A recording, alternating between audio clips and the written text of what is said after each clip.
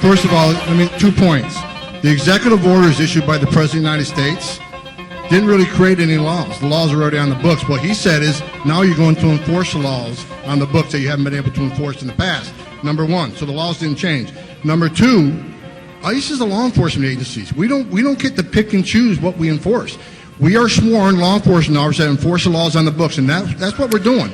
No one would ask the FBI not to enforce their laws, or DEA not to enforce their laws, or ATF not to enforce their laws. ICE is a law enforcement agency, and the men and women of ICE are sworn to enforce the laws, and that's what we have to do.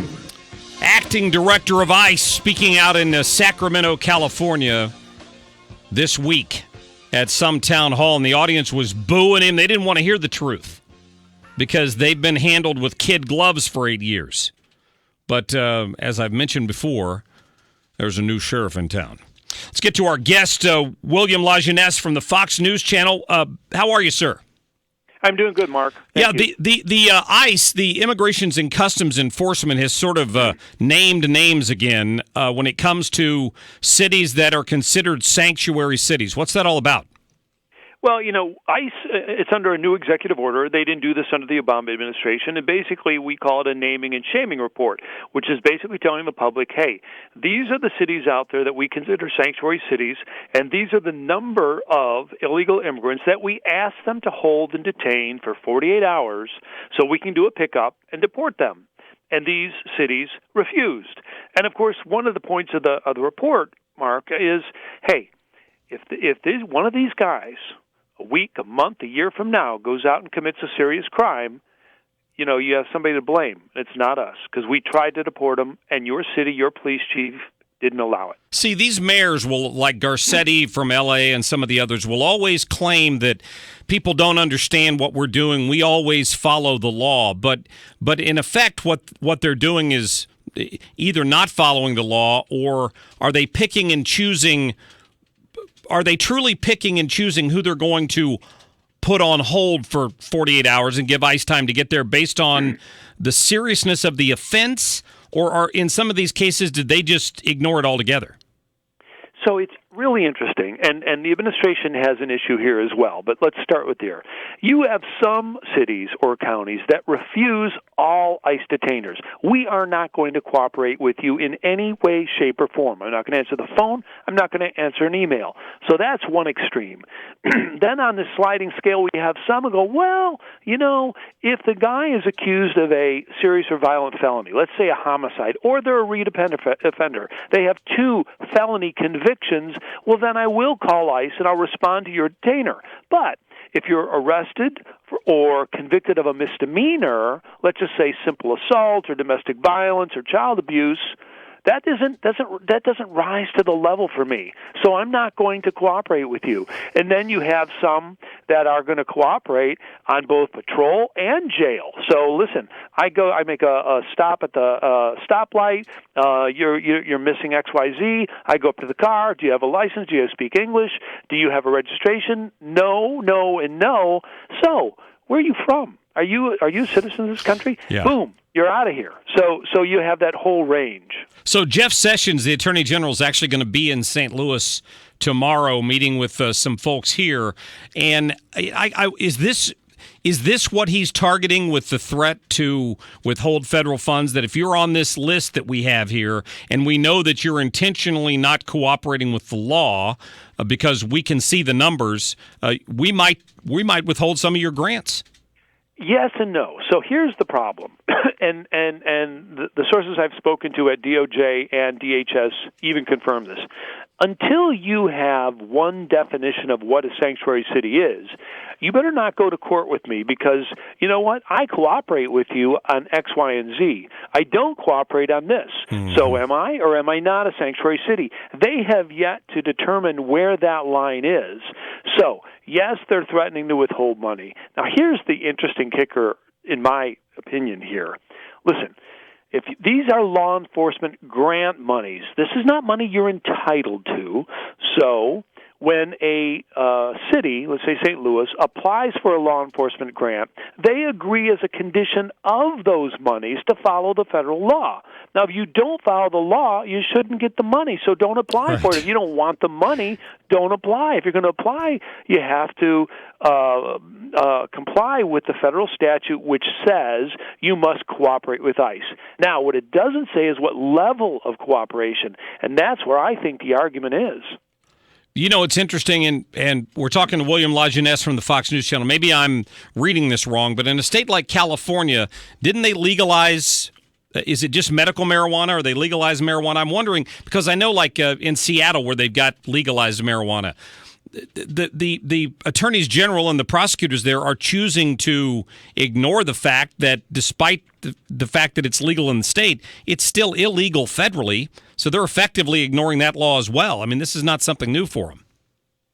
Well, I mean, we all remember the term prosecutorial discretion, right? Like, I just choose to look the other way on certain laws, and that was obviously with the Dreamers and DACA and DAPA. Like, the Obama administration just said, no, we're not. I mean, for instance, on this particular issue, they knew what the law was. In fact, Loretta Lynch wrote a letter, which is, here's the irony. When Sessions had his presser earlier this week, and he laid it out, that is all based on a letter that Loretta Lynch wrote to the sanctuary cities saying that there's a federal statute, it's called 1373, which says you will cooperate, and I'm paraphrasing, with ICE on immigration matters.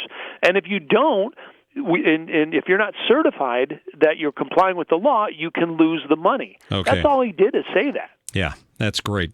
Listen, William Jeunesse will listen for your report today on Fox News Channel. Thank you.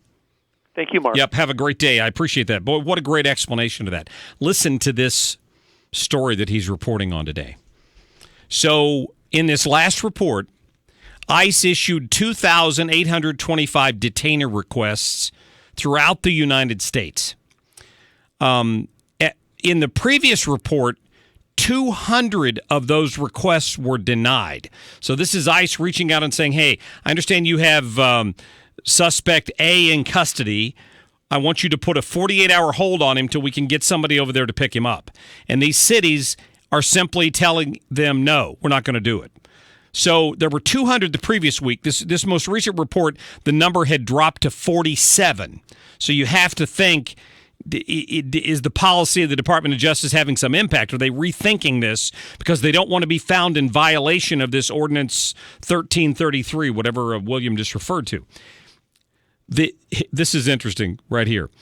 The cities and counties in New York and California accounted for half of all detainer refusals.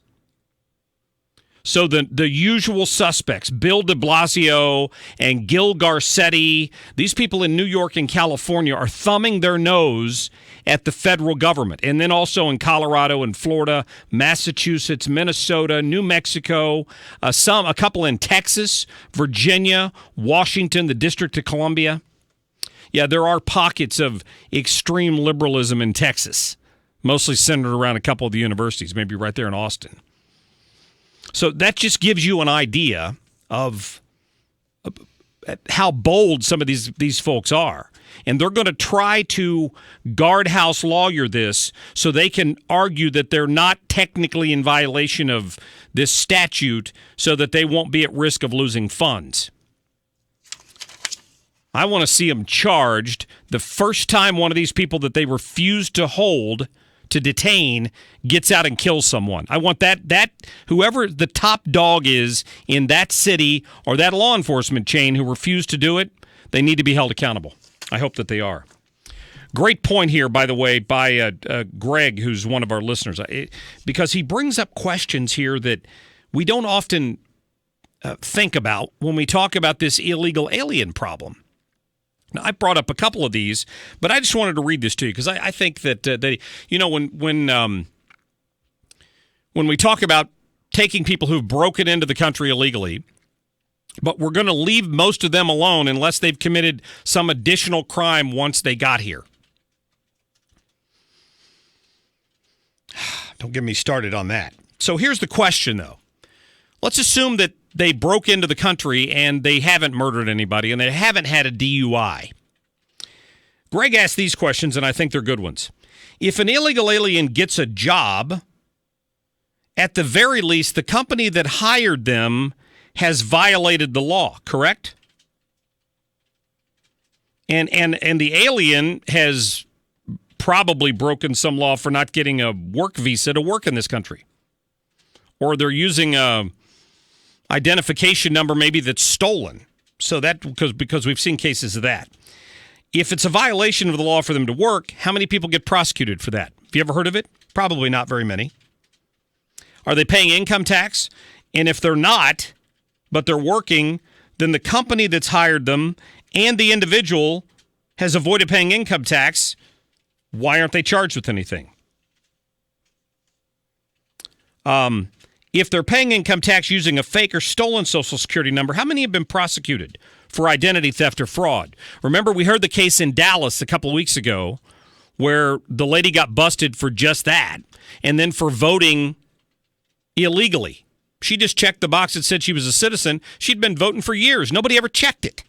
By the way, we're going to have Secretary of State Jay Ashcroft in the studio tomorrow, and I'm going to have a few questions to ask about that and why we don't do more to clean up our voter rolls, right? That seems like a simple fix to me.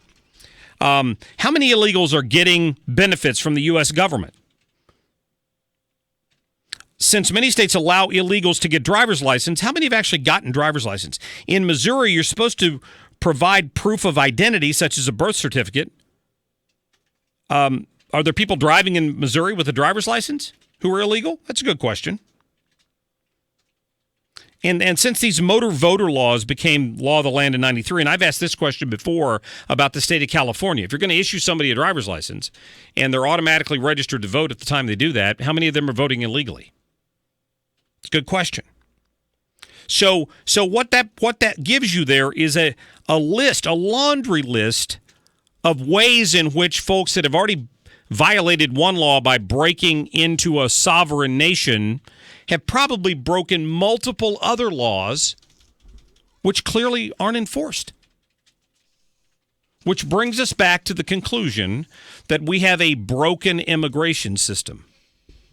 And amnesty is not the answer to our broken immigration system.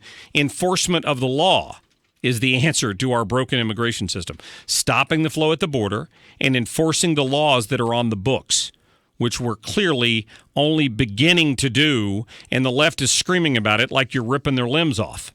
It's crazy. Just crazy. All right.